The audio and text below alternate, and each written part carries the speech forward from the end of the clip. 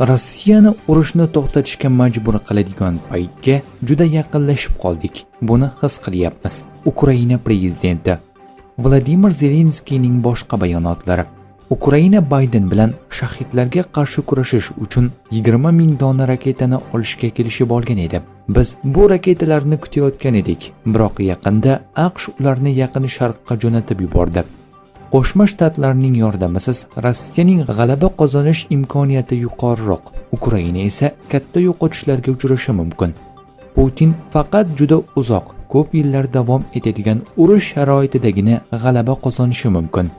Tramp Rossiyaga qarshi qo'shimcha choralar ko'rishi lozim. U ukrainaliklarning fojiasini to'liq tushunayotgani yo'q. Litva prezidenti Rossiyaga qarshi sanksiyalarni iloji boricha kengaytirishga chaqirdi. Nauseda Rossiya banklari va energetika kompaniyalariga qarshi yangi choralar ko'rishni taklif qildi.